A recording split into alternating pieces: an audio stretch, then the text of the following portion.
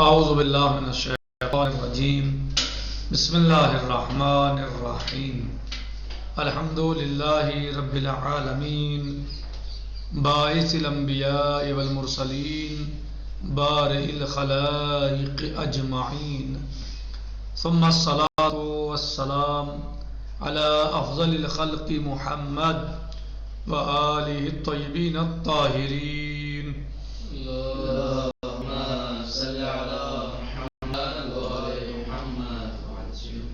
ہمارا درس اور گفتگو ہماری چل رہی ہے سورہ مبارکہ حجرات کی 13ویں آیت میں، جس میں اللہ عز و جل ارشاد فرماتا ہے اعوذ باللہ من الشیطان الرجیم بسم اللہ الرحمن الرحیم یا ایہا الناس انا خلقناکم من ذکر و انثی وجعلناکم شعوبا وقبائل لتعارفوا ان اکرمکم عند اللہ ان اللہ علیم خبیر۔ لوگو یعنی کلام عام ہے، اے لوگو ہم نے تمہیں ایک مرد و عورت سے پیدا کیا اور پھر ہم نے تمہیں شعوب اور قبائل میں قرار دیا لتعارفوا تاکہ تم پہچانے جاؤ، اس لیے قرار دیا شعوب و قبائل میں لتعارفوا تاکہ تم پہچانے جاؤ۔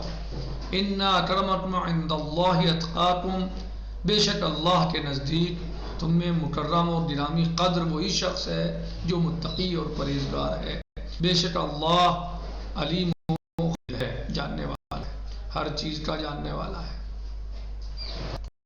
اس شعر میں ہماری گفتگو مستقل چل رہی ہے، کافی دروس اس پر ہو چکے ہیں اور اس کی شان نزول کے بارے میں بتایا گیا، شعوب اور قبائل کا فرق جو بیان کیا اس کو بیان اور شان نزول کیا ہے، بعض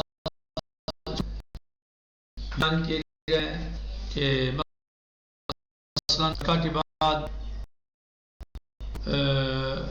حضرت نبی اعظم محمد مصطفیٰ صلی اللہ علیہ وسلم نے حکم دیا بلال کو کہ وہ اذان کہیں، تو بلال خانہ کعبہ کی پشت پر چھت پر گئے اور انہوں نے وہاں پر اذان کہی، تو عتاب بن اسید نے کہ جو کی لوگوں میں سے کہا کہ شکر کرتا ہوں کہ میرا باپ اس وقت دنیا میں نہیں ہے کہ اس نے اس دن کو نہیں دیکھا، اس دن کو نہیں دیکھا۔ حارث بن ہشام جب یہ اس نے اذان کو سنا، بلال کو دیکھا کہ وہ اذان کہہ رہے ہیں، تو کہتا ہے کہ کیا رسول اللہ صلی اللہ علیہ وآلہ وسلم کے پاس اس کوے کے استغفر اللہ، اس کوے کے علاوہ کوئی اور نہیں تھا جو اذان کہتا استغفر اللہ؟ کیا اس کالے کے علاوہ کوئی اور نہیں تھا جو اذان کہتا؟ کوئی آیت نازل ہوئی۔ دیگر گفتان بعض مفسرین کہتے ہیں آیا ہنگارشود کے پیغمبر اعظم محمد مصطفیٰ صلی اللہ تعالی علیہ وآلہ وسلم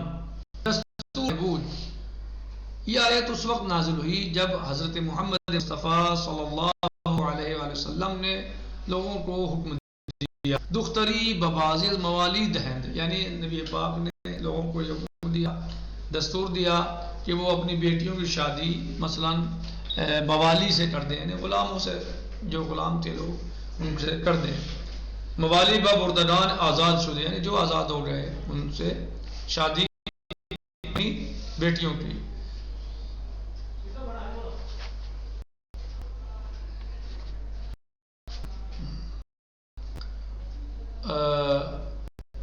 عرب میں گویان یعنی موالی یعنی وہ غلام جو آزاد ہو گئے ہوں یا جو غیر عرب ہیں ان کو موالی کہا جاتا تھا۔ مثلا انہاں تعجب دند، تو انہوں نے تعجب کیا اور کہا اے رسول خدا، یا رسول اللہ آیا می فرمائی دخترمون را موالی دہیم، کیا یہ حکم دے ہے؟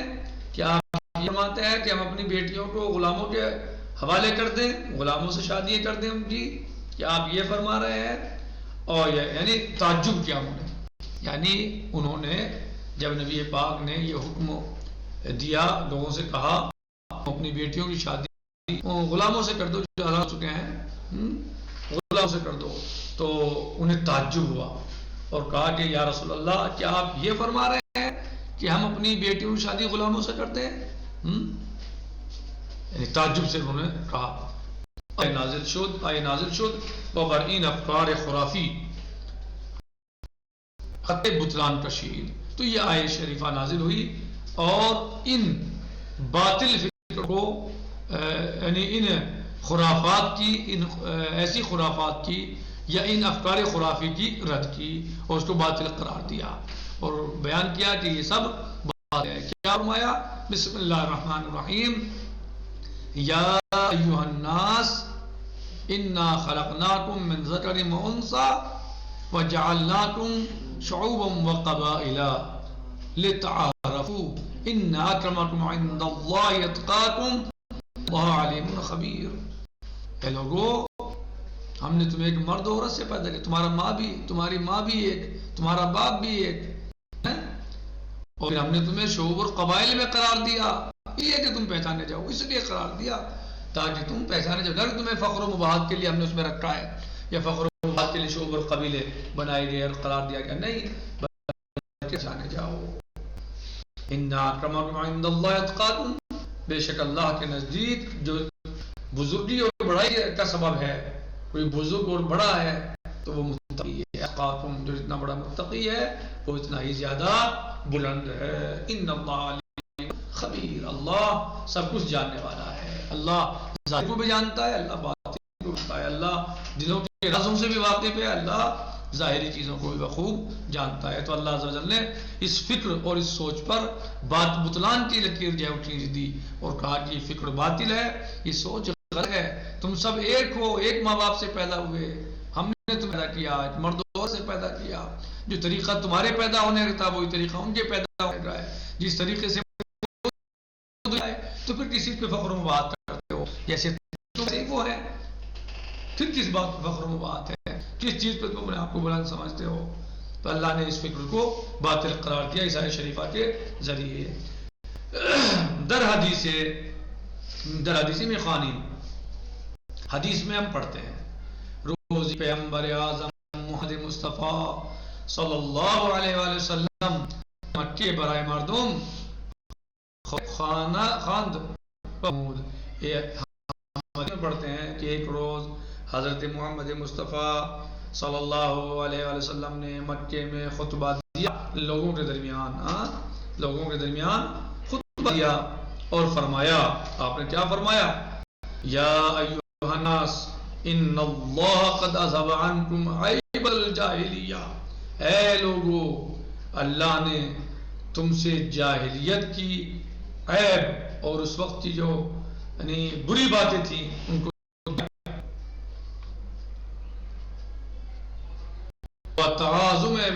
بتعظمها بآبائها، اور وہ اس وقت کی وجہ سے اور وہ بات کرتی تھی ان سے ختم کر دیا. فالناس رجلان، بس لوگ دو طریقے کے ہیں، رجل بر کریم علی اللہ، یعنی لوگ متقی ہیں، پرہیزگار ہیں، یعنی لوگوں کے دو، انسانوں کے دو ہیں، ایک متقی اور پرہیزگاروں کا کہ جو اللہ کے نزدیک عظیم ہیں، وفاجر شقی حی علی اللہ، اور دوسرا گروہ فجار کا اشقیاء کا ہے جو اللہ کے نزدیک پست ترین ہے، جن کی کوئی حیثیت نہیں، کوئی اہمیت نہیں، کوئی ان کی بلندی نہیں، کوئی ان کا مقام نہیں. کہ اللہ کے نزدیک بلند کون لوگ ہیں؟ متقی ہیں، پرہیزگار ہیں، مومن ہیں، متقی ہیں. اور فاسق یعنی فجار اور اشقیاء کی کوئی حیثیت نہیں. حیّن علی اللہ، وہ اللہ کے نزدیک ذلیل ترین لوگ ہیں، کوئی حیثیت نہیں. والناس بنو آدم، اور اے لوگو سنو ایھا الناس والناس بنو آدم، اور لوگ سب کے سب جو ہیں وہ علیہ السلام کی اولاد ہیں. وخلق اللہ آدم من تراب، اور اللہ نے آدم علیہ السلام کو مٹی سے پیدا کیا. قال اللہ تعالی، عز و جل فرماتا ہے یا ایھا الناس انا خلقناکم من ذکر و انثی وجعلناکم شعوبا وقبائل لتعارفوا ان اکرمکم عند اللہ اتقاکم ان اللہ علیم خبیر. اے مردم، خداوند از شما ننگ جاہلیت و تفاخر به پدران و زدود. اے لوگوں کہ اللہ تم سے جاہلیت کی، فخر و مباحات اور باپ داداؤں اور فخر و مباحات کو دور کر دیا.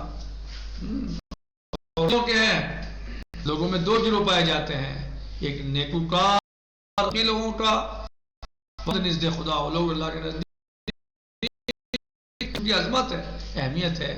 وہ شقا و پست در پیشگاہی حق. اور دوسرا گروہ جو ہے وہ کس کا ہے؟ جو شقی لوگ ہیں، ظالم لوگ ہیں، اللہ کے نزدیک ان کی کوئی ویلیو ہے، کوئی حیثیت نہیں، بلکہ وہ پست ترین لوگ ہیں.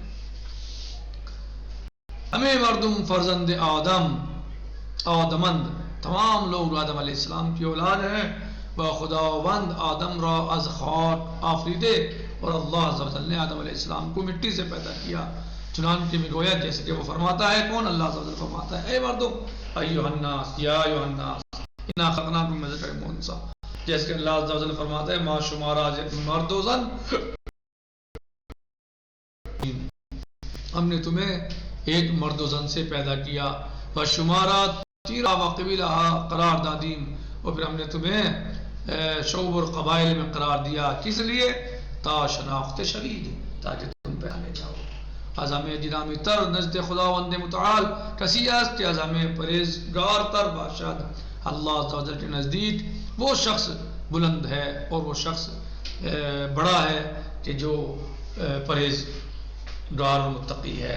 خداوند دانا و آگاز، پروردگار عالم ہر چیز کا جاننے والا ہے. اسی پر ہم اکتفا کرتے ہیں، باقی انشاءاللہ آئے گا. جو کہتے ہیں جیسے کہ آداب نفری نے بیان کیا ہے کہ حضرت محمد مصطفیٰ صلی اللہ علیہ وآلہ وسلم نے ایام تشریق میں فرمایا، ایام تشریق جو 11، 12 اور 13 ذوالحجہ کو کہا جاتا ہے، میں اس وقت پر نبی پاک نے فرمایا. تو انشاءاللہ یہ سب باقی رہے گا. الحمدللہ وسلام نبینا محمد وآلہ الطیبین الطاہرین.